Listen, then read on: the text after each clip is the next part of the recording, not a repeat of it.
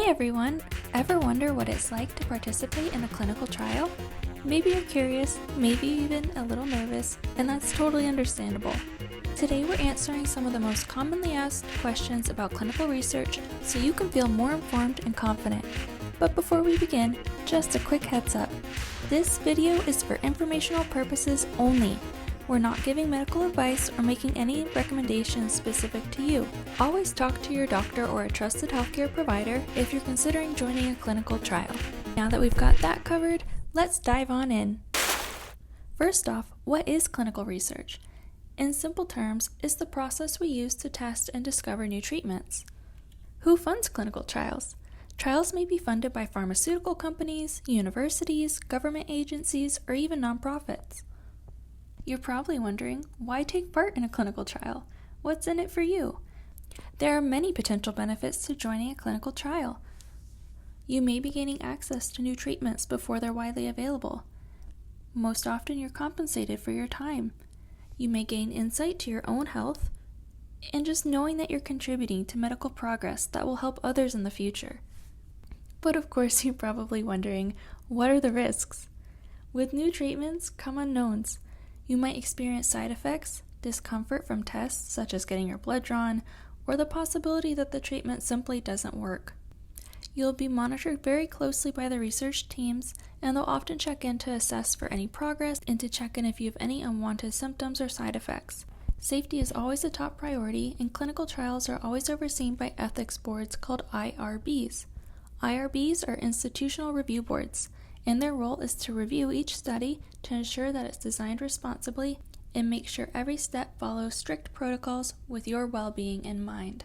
If you've started looking into participating in clinical research trials, you might have heard this term already, informed consent. But what is informed consent? Before anything begins with the study, you'll go through the informed consent process. This means you'll get all the information on the study, including what it involves, the potential risks, the potential benefits, and of course, your rights.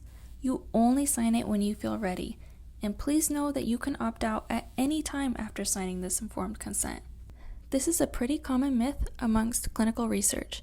Many people think that once you sign the informed consent, you're not able to choose to stop participating in the study.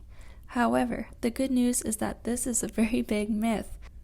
You are able to stop participating in a clinical trial at any point of the trial, even after you've consented and signed to join the study. So what might be expected of you if you want to join a clinical trial? While every trial is different, you can almost always expect regular visits, health checkups, maybe blood testing or imaging. You'll always get a clear schedule ahead of time when you're reviewing the study so that you know exactly what's required of you before you sign the informed consent. This is a big question that almost always comes up.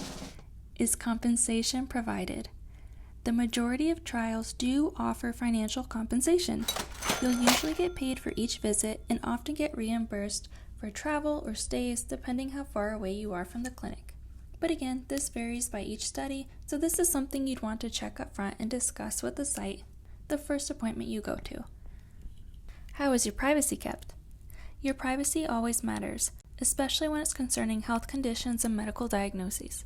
Personal details are always coded and stored securely, and only authorized people can access them. And what happens after the trial? Well, once the trial wraps up, you may continue to get follow-up care if that's part of the study plan. If not, your care typically switches back to your original doctor or primary care. This will all be explained in advance when you're reviewing that study during that initial appointment. Lastly, where to find clinical trials? If you're further along in your clinical trials journey and you're wanting to seriously start looking for clinical trials near you, again, we highly recommend that you discuss this with your primary care doctor to discuss what might be best for you. But if you're interested or you are ready to start searching, the best place to go to is clinicaltrials.gov. It lists thousands of trials all over the country. You can search by location, condition, enrollment status, but I do warn you, this site can be very intimidating and overwhelming to navigate, especially if it's your first time trying to use it. That's why we did make a video that walks you through step by step on how to search for trials near you based on certain health conditions or indications that you might be wanting to look for. I'll make sure to link it here so that it can be the next video you watch if you're interested. If you still have questions or you're wanting to learn a little bit more, we do have a free guidebook available in both English and Spanish to help you find some additional information and support about clinical trials and what to expect. You can access this free guidebook by going to TheClinResearcher.com and signing up for our newsletter. I'll leave the link in the description. And that wraps up our clinical trial FAQ. Thanks for joining me. If you found this useful, hit the like button, subscribe, and never miss another video. Don't forget to download our free guide, and no matter where you are in learning more about clinical research, we look forward to seeing you next time.